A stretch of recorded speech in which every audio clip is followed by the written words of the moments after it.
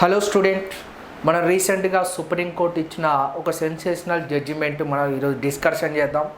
So అదే Maniyar Ilyas and Sheikh Riyaz versus P Ayyappan case. ఇది 2026లో సుప్రీంకోర్టు జడ్జిమెంట్ ఇచ్చింది. సో ఏమని ఇచ్చింది అంటే మనకు right to walk a part of fundamental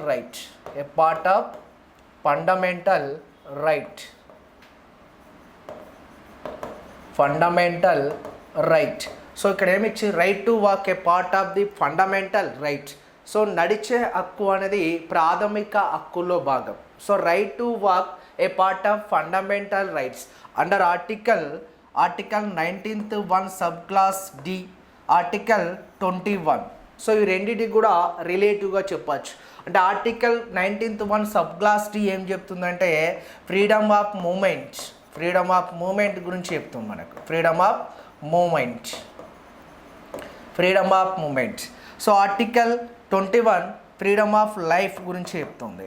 freedom of life.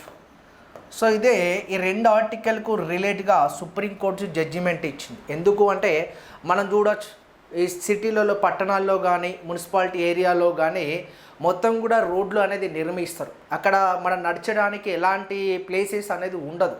So కాబట్టి ఆ ప్లేస్ను క్రియేట్ చేసే బాధ్యత ప్రభుత్వాలది.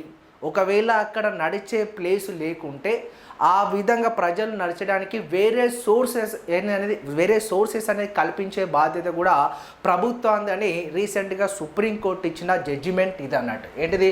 Maniyar Ilyas and Sheikh Riyaz versus Ayyappan case 2026. ఇది right to walk a part of fundamental rights under article 19th sub clause 1D. Freedom of movement, భారతదేశంలో ఎక్కడైనా తిరిగే స్వేచ్ఛ ప్రతి ఒక్క పౌరునికి ఉంది అని చెప్పే ఆర్టికల్.